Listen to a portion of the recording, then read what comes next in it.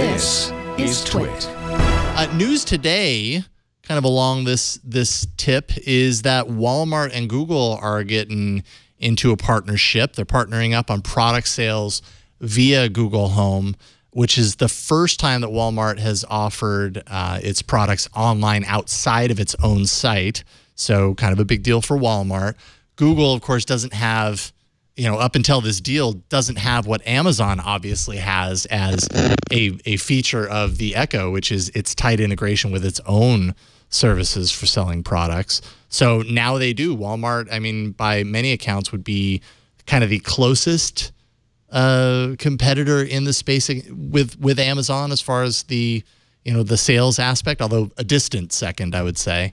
But you guys going to buy anything with your voice? Is this something that you're gonna want to use? What do you think? I buy very few things via voice. Yeah. It's mostly music because it's definitive, or it's reordering things I've already ordered from Amazon. So I guess I could buy something from Walmart, but you have an Echo, so you're probably going to use it. Yeah, and I'm also a snob. I'm sorry. I don't shop at Walmart. Yeah. Yeah. And I know I'm bad. Oh, it's out. It's out. It's out. You elitist, you. I'm not great about this unless I'm in a small town. And Stacey, I couldn't agree more. I go in there, I get hives. See, yeah, I feel that way about TJ Maxx too. Oh God, I'm sorry. Oh, it's all man. We're learning so much about you. Worse. Okay. Oh, Stacey. Yeah, I would rather shop at Target. She's soon going to be putting up Instagrams with hashtags that say Armani. I'm going to say Armani, Valentino, and Hermes. Yes. Is it Hermes? I can't. Hermes, yeah, I believe so. Anyways, Hermes was it? Yes. I buy my ammunition at Academy or Cabela's. Oh, now that's scary. Okay, all right. This has gone off the edge here. You're armed? I am not armed. I mean, I have arms. No, but not armed. Not in this room, anyways. So okay, not until you get the thing that punches Leo's head. Not until I get that, yeah. But so, yeah, Walmart. The choices are too many, and it's Walmart, and that's all I'm going to say. Okay. So I probably won't use it. Okay. I'm sure there are. I mean, obviously there are a lot of people that do shop at Walmart. I wonder how much that Venn diagram of Walmart shoppers and Google Home owners crosses, but maybe, I mean, obviously the goal here is for Walmart to increase online purchases. So maybe exposing it to new markets, new audiences, or new customers through that. And Google wants people to think of Google Home in the same way that people think of the Echo as a shopping device. I just don't know how many people are actually shopping with their voice, but maybe that's because I only have a Google Home and I haven't done that yet, and I don't know the amazing, aspects of it firsthand. But it'd be really awesome is if someone built a service that scans barcodes, and you could scan it and it would actually tie into both the Amazon and Google with Walmart, and then get you the best price. If we were truly talking about competition, that's the sort of fulfillment that would happen. Mm-hmm. And then these guys just turn into fulfillment houses. Yeah. But that's crazy. That is crazy. I know. Look at that. Me thinking about consumer value as opposed to vertical integration and corporate value. Quit thinking about the consumer. Haven't we learned by now?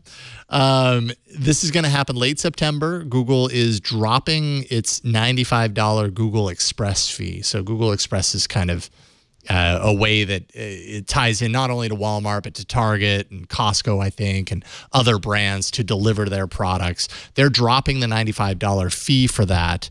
And still charging on per delivery. So from what I understand, it's going to be free delivery as long as it qualifies per merchant. So Walmart, for example, offers free 2-day shipping on purchases over $35.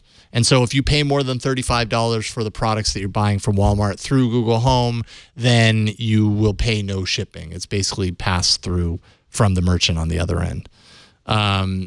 So kind of analogous in some ways to what Amazon is offering with Prime, although Prime you have to pay up front and then you get free shipping for the entire year. You also get a bunch of other services along with that. So the value proposition's a little different.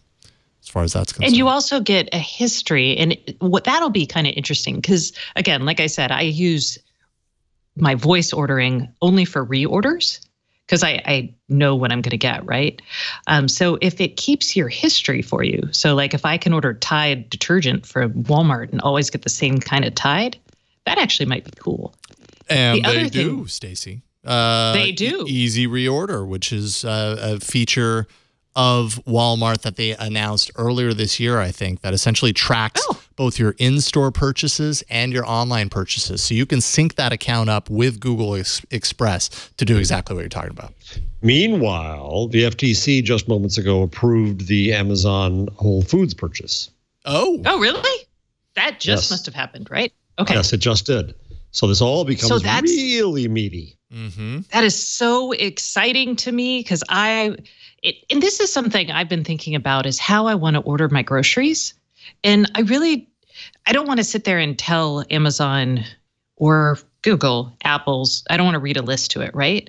Nor do I actually think I want to do the dash wand. So I think what would be really awesome is if Amazon and Walmart got a step above and started creating did a tie-in with a recipe site so you could click, I want to make this, this, and this week. It generates a shopping list based on that, plus your staples, and then it's there. So I think there's still a missing piece to make this really easy. Way back when, my children, way back when I was part of the founding team for Epicurious, we worked on just that. It was way too early. Oh, I'm excited because I feel like this is not a crazy thing to want, but maybe it is. No. We worked on this for Epicurious. It was way too early because there was no mechanism to actually buy it. And so what would you get? You maybe get a shopping list in your phone. But that was the idea, is you could say. But the complication often is it always comes down to digital inventory. What's your inventory in your house? What do you actually have? Do you really need that ingredient? You don't need to buy every ingredient and everything you make. Mm-hmm. So how does your house know what it has? It's an interesting challenge. It's also a challenge for stores.